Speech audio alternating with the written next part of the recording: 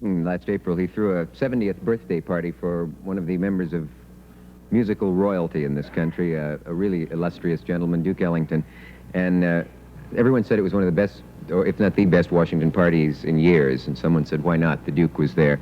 The music critic for the New Yorker magazine has called Duke Ellington one of America's most distinguished composers, in fact, the most distinguished, which is quite interesting. I was talking to Bobby Rosengarten earlier. The Pulitzer Prize Advisory Committee some years back advised that Mr. Ellington be given that year's musical award for his distinguished contribution over the years, and those at Columbia who control the award were short-sighted enough to not take that advice and didn't give it. And there was a lot of bitterness about this, but not on his part. He said something quite witty and double-edged, I remember. He said, when given the bad news that he would not get the prize, the fates are being good to me. They're trying to keep me from being too successful, too young.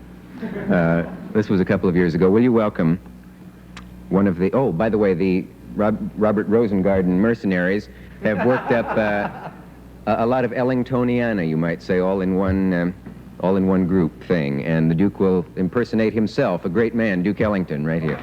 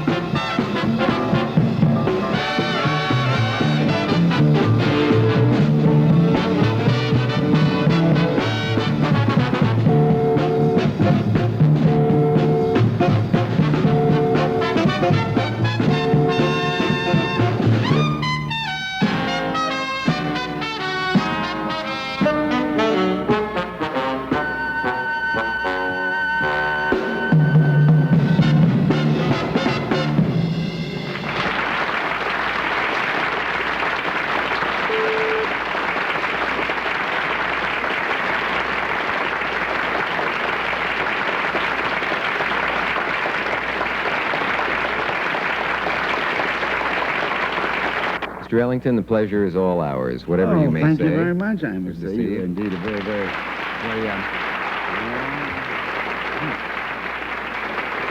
gracious host. Yes. I know this is just another tribute after the president's birthday party. This is really a climax to that. Yes, it is. Being here. Well, not yet. I didn't give you your 4 kisses yet. That's right. You startled the president by giving him 4 kisses. Well, no, I mean, I just didn't want him to feel left out because all my friends, I mean, had come along. I'd given them 4 kisses each, and he was beginning to sulk a little bit, so I gave him 4 kisses, and he says, "Oh, I'm a member now." You know, and so I said, "Yeah." So I just said, Oh. 1, 2, 3, 4.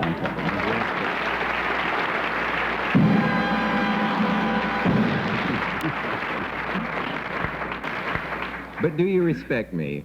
I don't understand the, is there any symbolism to 4 kisses? Well, yeah, 1 for each cheek. Oh, I see. Well, I mean, you know... I'm glad we got to the bottom of that. Well, no. I think we rehearsed this stuff. No, it's a sort of a grandmother's kiss, you know. Mm-hmm. Yeah, it is. Grandmothers always kiss that way, you know. One for each cheek. Let's move on. Say, that night at the White House, Mr. Nixon not only played the piano, but I read that Mr. Agnew sat down and played Sophisticated Lady and surprised everyone. Yeah. We had a lot of great musicians that night. Who, is it fair to ask you whether the president or the vice president's music swung more, one or the other? Swung? Well, let's see, well, they were... Well, you know, swing is a sort of a word that involves togetherness. Mm-hmm. And I don't know whether you can swing alone It's or hard not. for an individual to swing, is it? And they were both playing solos. True. Yeah. Very diplomatic. No. You know, I read that you write plays and that very few people know this and that no one is ever allowed to read them. Nobody allowed... Oh, sure, they read them. A lot of people read them. Oh, have they read them?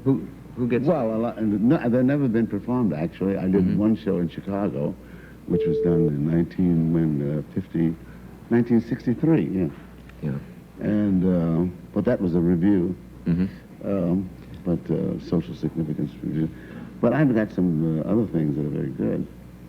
And, I'm sorry. I keep myself so wrapped up with jazz bands and all that sort of thing, you know. How do you find time to compose? I read about the way that you live over the years. You've just constantly going from one city to the next, and tomorrow night you're probably in Elkhart, Nevada, and you're at the White House. Yeah. Well, that's all right if you're lucky. You like to keep moving. No, it's Elko. Is it Elko? You would know. Yeah, Elko. How much formal training have you had in composing? Music? Where did you learn to compose? Well, I had very formal training. Well, I had, when I was a child, I had piano lessons like all kids did, you know. You did, and everybody, but I was busy playing baseball. I never got to... My mother used to play for more lessons than I actually took. She paid for more. Mm-hmm.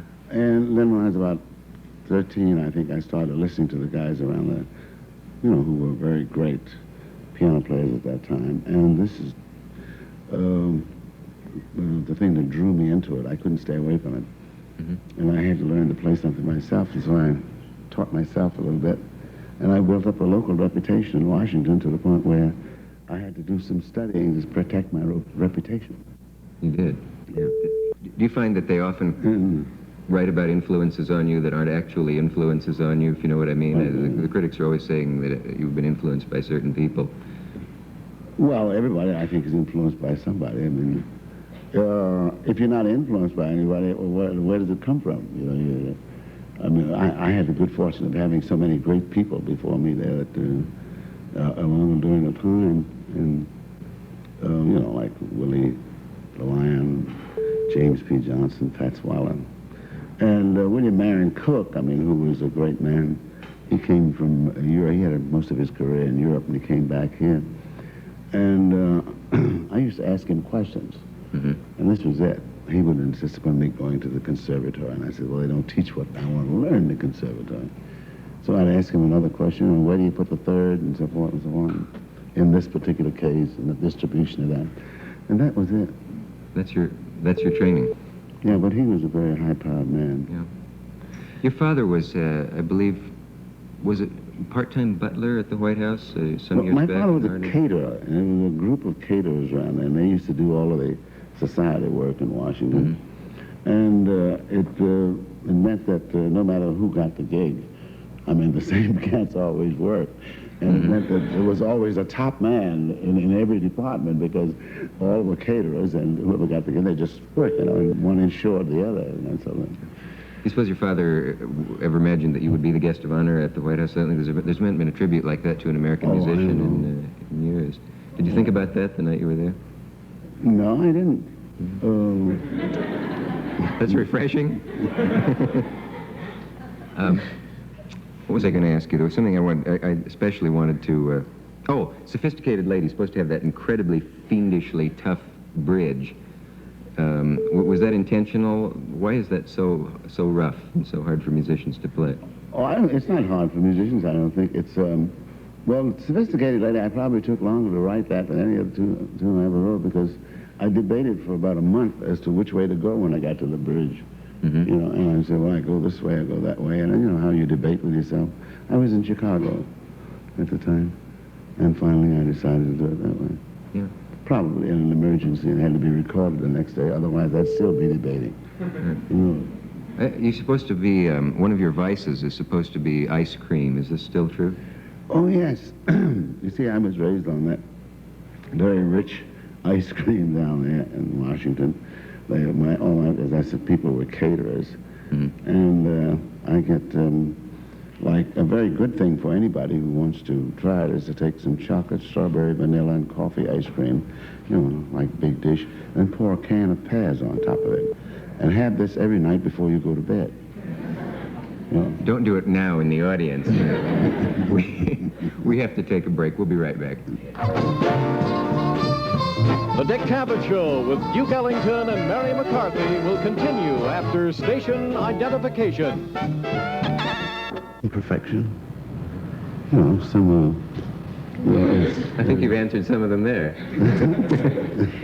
well, and so, I mean, I wouldn't want anybody to challenge my right to my imperfection, you know? Speaking of your book on Vietnam, a lot of people, I assume, thought you were a communist for writing it. Did you get that reaction? Because I'm getting it more now. There's a sort of crusade on against a magazine I write for called the New York Review of Books. And the suggestion is that it's one of the most pernicious and destructive influences in the country. And there's some idea that I am pro-communist. I am not pro-communist. But that because I went to North Vietnam and, you know, found something good there and things to admire and didn't admire what I saw in the South, I'm supposed to be a communist. I must say that if I went, the situation's a bit different, but if I went now to the Soviet Union or to Czechoslovakia, I don't think I would come home full of praise. In fact, I'm quite convinced of the opposite. Why did it take intellectuals so long? I was not around much in the 30s. I was around, but I was spitting up largely. But I mean, there was this terrific fascination with communism when it was sort of new and all. And then when the Moscow trials were reported here and were so bloody and all, a lot of people quickly imagined that they'd never had anything to do with it. But a lot of intellectuals stayed on. And I think you could probably find the New Republic of that time still, even with the Moscow trials, saying this is a sort of temporary aberration. They were vaguely embarrassed by it. Why did it take them so long, or am I all wet? And now maybe I have it just backwards, but I think the Nation was worse than the New Republic in this field. The magazine, the Yes, Nation. Yeah. yes. I don't know. I never was a Stalinist, and I became very anti-Stalinist at the time of the Moscow trials. And I don't think very many good people did stick through the Moscow trials because it involved so much lying to yourself. A few did, and I mean the original impulse, obviously, the desire to believe that somewhere in this globe there is a country that incarnates some sort of social justice is a very natural impulse. And one doesn't, I don't blame anybody for that, but I'm afraid I have a rather skeptical nature. In any case, I couldn't swallow the Moscow trials, and that set my mind about Soviet communism, certainly. Though obviously things improved under Khrushchev somewhat. They seem to there. Yeah, for a while. Yeah. How did you get into North Vietnam? A lot of journalists are jealous because of well, Harrison Salisbury got in and you got in. Well, I don't know exactly what decision. I applied as a journalist a year before I actually got in, and I was turned down, and that was it. Then I was finally invited by David Dellinger, who called up or said, Can you hold on for just a moment? I think we're being attacked. What is that horrendous sound? Sorry? CIA. We're being jammed by Radio Moscow, I think. There's an incredible noisy sound. Let's take a commercial and come back and let it interrupt them. We'll be back. Did you hear that? It sounded like machine gun fire about... Oh, we seem to have repaired ourselves for a while, and we're back. One thing, Mr. Ellington, you were quoted as saying at the White House, well, you said, you quoted Billy Strayhorn, who died about a year ago and was your colleague. Could you do that thing for us? It had to do with freedom. Yes. Yeah, well, the subject was, it just sprang from the Freedom Medal, which the president presented me with. And on the subject of freedom, by coincidence, there is a number in our sacred concert, which is called Freedom, and it's about 20 minutes long, and the big payoff statement at the end is when I say about the way Billy Strayhorn lived. Billy Strayhorn was my writing and arranging companion for 30 years, and I always say Billy Strayhorn lived with 4 major moral freedoms. Freedom from hate unconditionally. Freedom from self-pity. So, freedom from fear of possibly doing something that might help someone else more than with him. And freedom from the kind of pride that could make a man feel that he was better than his brother. Very good. Good. Yes. That's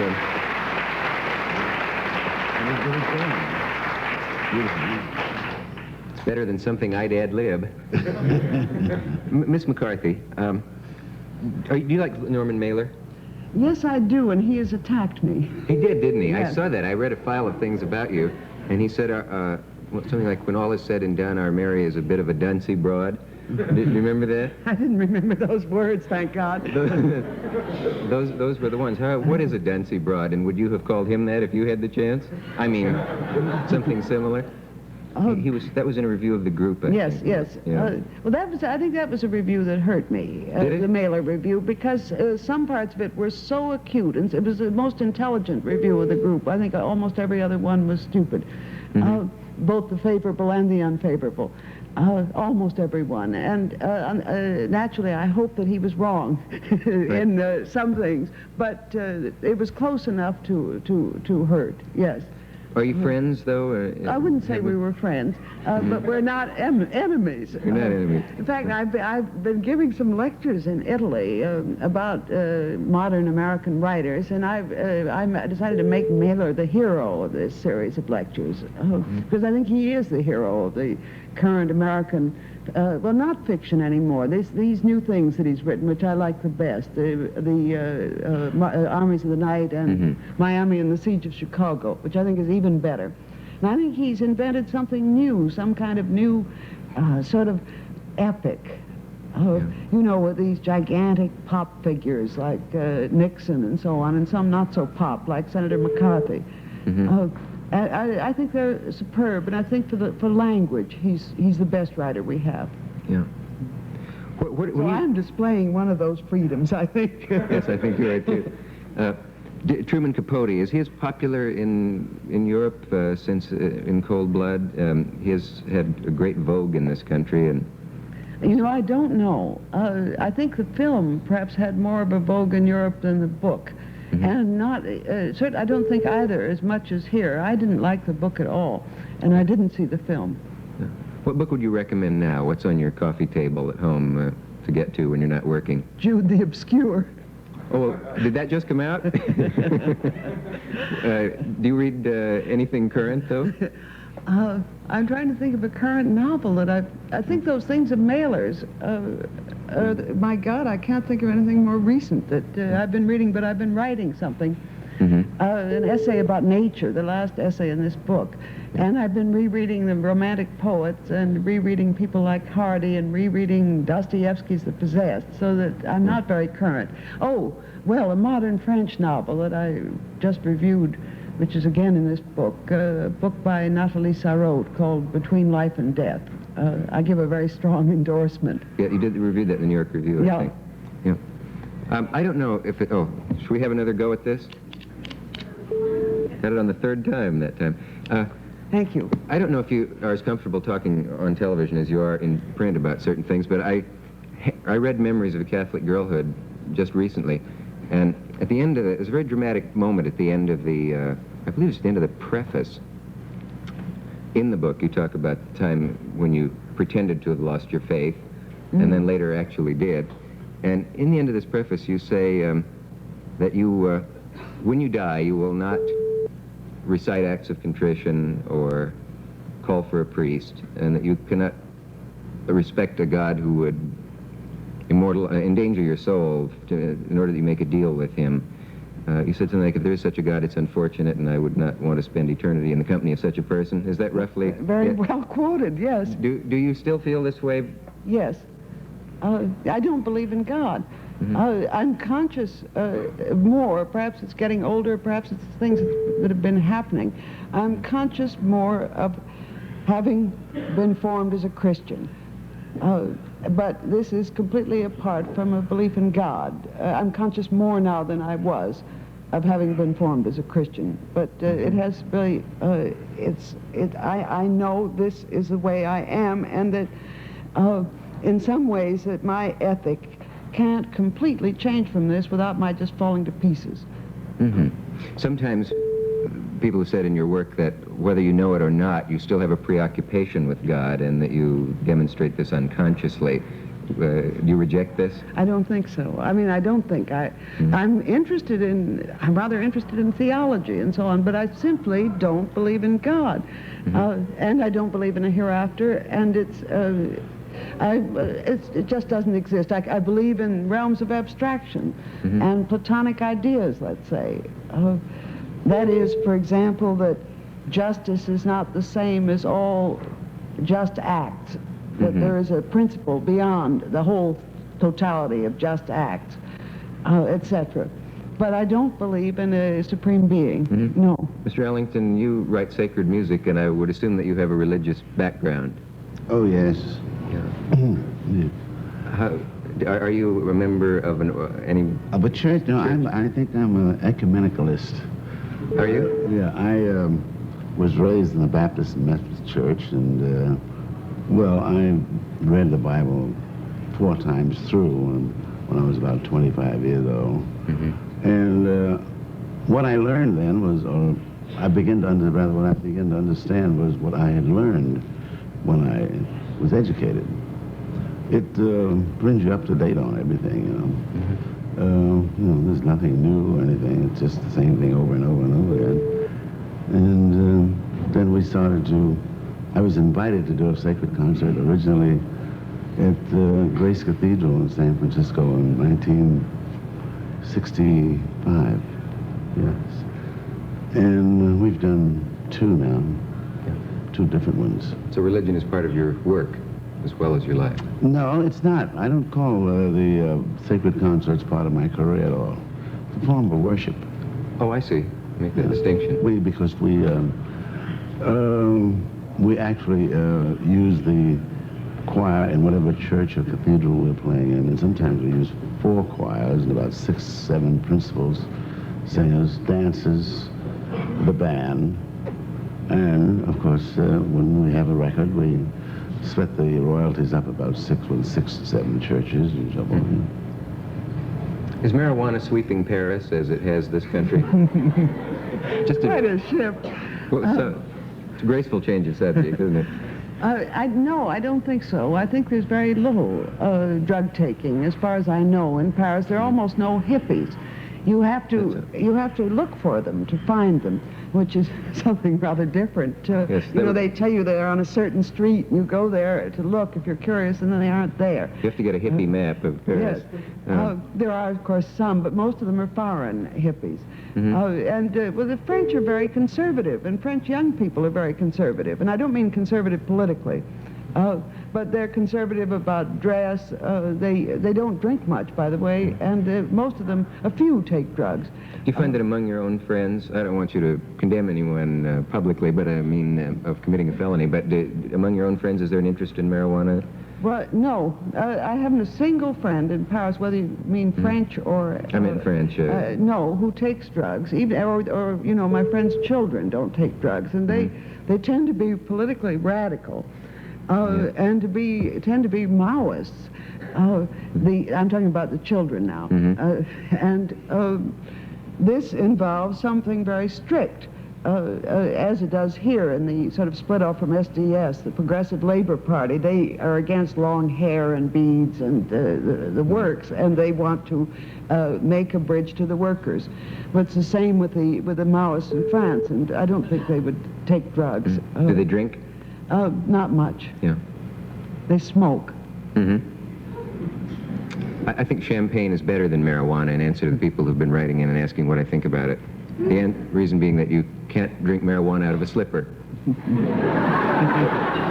a feeble joke that I've been trying to get in for about a week. Mr. Ellington, could you grace us by playing us off in your inimitable manner?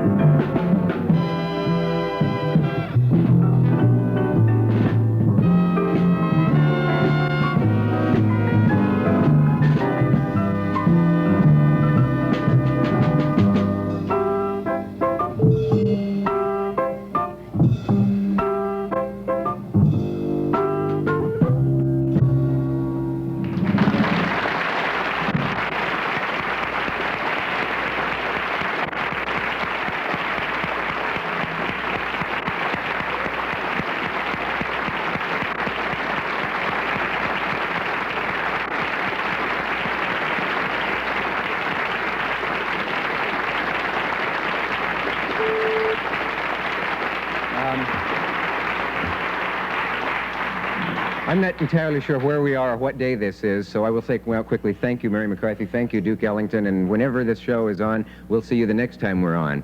And say hello to Mrs. Pirandello. We'll be back.